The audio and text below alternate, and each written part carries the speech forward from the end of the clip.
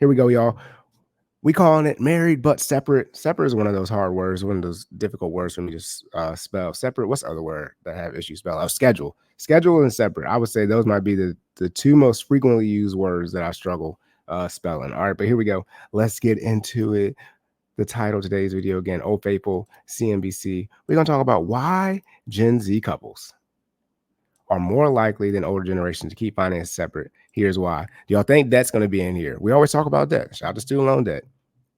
I would say one of the reasons they do it is the lower marriage rate. Because if you're not married, you should definitely have your finances separated. Let's not talk about whether or not y'all live together or not. If you are not married, finances should be separated. Joining finances, merging, whatever phrase you want to use of combining things, that does not occur until you sign that marriage certificate. Now, one of the issues with being married is a lot of people think being married is everything but like actually getting married, sign that particular certificate. Ask all the people who did everything but sign the certificate, meaning they spent on this time planning the wedding, they spent on this money, they went on the honeymoon, they did not sign that marriage certificate, and then somebody unfortunately passed away, and then you realize you were never married. All right, getting married is going to, whatever, however your state requires you to get married, because every state is different. In Maryland, you got to get the county that you get married in is the county that you actually have to register or submit your certificate. So I live in Anne Arundel County, so I had to get married in Anne Arundel County. I couldn't get married in PG County and then go to Anne Arundel County and submit my marriage certificate. So every state is different, but whatever the rules are, laws, regulations, whatever you want to call it, that's what you got to do. Everything else, proposing, buying an engagement ring, buying rings at all, planning the wedding, having a honeymoon, having all this food, dancing, all that type of stuff, not a requirement to getting married. All right. So let's get into it. Gen Z, why y'all out here trying to keep y'all money separated? This is published February 8th, 2024 by Anna Teresa Sola.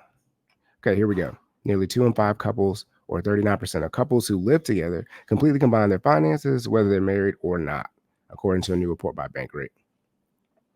Yeah, this is not completely the case across generations. Gen Z adults, or those between the ages of 18 to 27, are the most likely to keep their finances separate, completely separate from their significant other. See, here we go. Significant other, spouse. This is what we're looking for. Just say spouse here.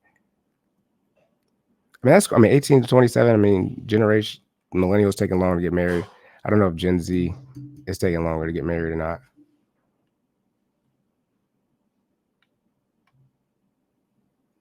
Give me 1 second, y'all.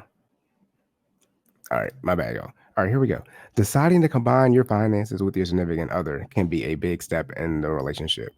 Yeah, because it should be tied to getting married. So I would say the biggest step in the relationship would probably be getting married. Anyways, nearly 2 in 5 couples, 39%, who live together completely combine their finances, whether they're married or not. This is all couples that they survey. Let's say, this is according to Bankrate. Shout out to Bankrate. I gotta look at that savings report. Hold on, here I go. Me getting distracted. Shout out to that YouTube commenter.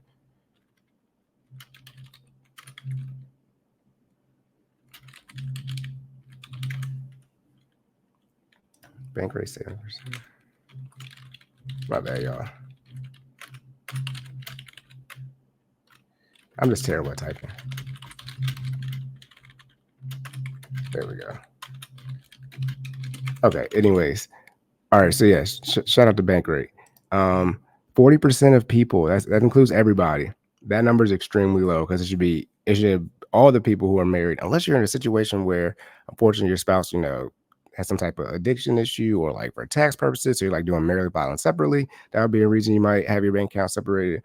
Or let's say you're working on combining your finances, but the finances are so messed up or so hard to combine, or however you want to phrase it, that they're not combined yet. Those are probably only 2 or 3 situations where your finances should not be combined and you're married. Other than that, just go ahead and combine them. Again, I guess out the link, try to remember the link, the joint bank account episode here, where I actually explain what joint bank accounts are. A lot of people don't understand what a joint bank account means, and that's a whole other episode. And I talked about it. But when a bank account is joint, that doesn't mean that all that reflects is the ownership permissions on the account and who can conduct what transactions. So when you go open up your own bank account, assuming you're 18 or older, that is your bank account. And by the way, when I talk about joint bank accounts versus separate, this is just verbiage. Like if something's not joined in my definition, it's right. It's not together or separated.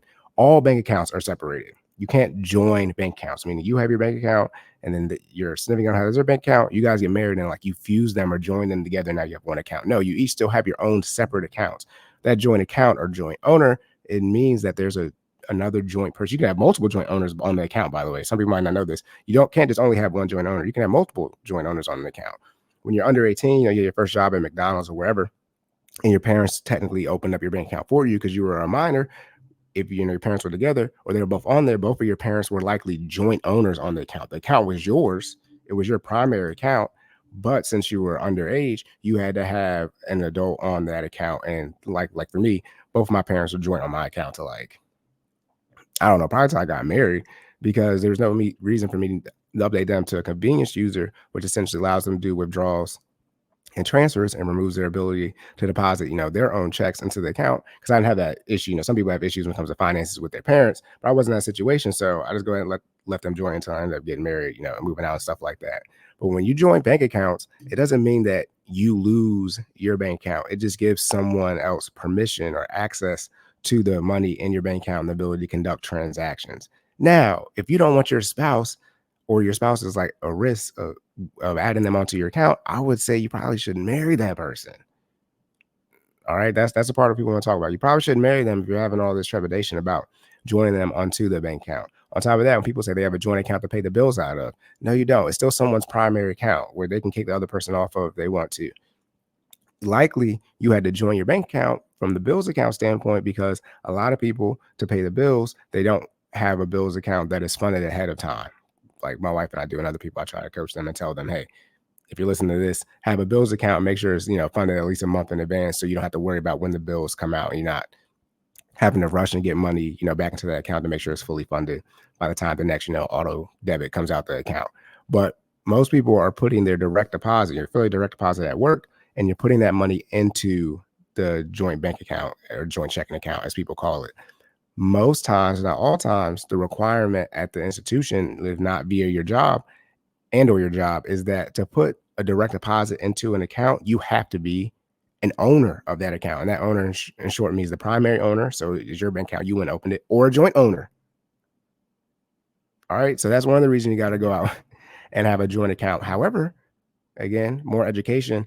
That only needs to be done where you guys have a joint bills account. Not that the account should not be joint, but from a direct deposit standpoint, if that checking account is not at the financial institution that you're already at, meaning if you're banking at, let's say, for example, Bank A, and your checking account from a bill standpoint is also at Bank A, you don't need to set up a direct deposit for that money to go in an account. You can just set up a transfer for when you get paid, which is the same thing, as your direct deposit. When your paycheck hits your account, and just transfer that money over, because when transfers occur within the same financial institution, they happen instantaneously. So the same way your direct deposit goes in as soon as you get paid into that joint bank account for the bills, if it's the same financial institution, then you can just have that transfer set up. I'm not saying everybody has a situation where your bills account is at the same place as your PFI, your primary financial institution, but that's just, I want to help you guys get a better understanding of how things are actually set up. You're probably joint on the checking account for your bills because you need to from a direct deposit standpoint. But if it's at the same place, then just transfer the money over,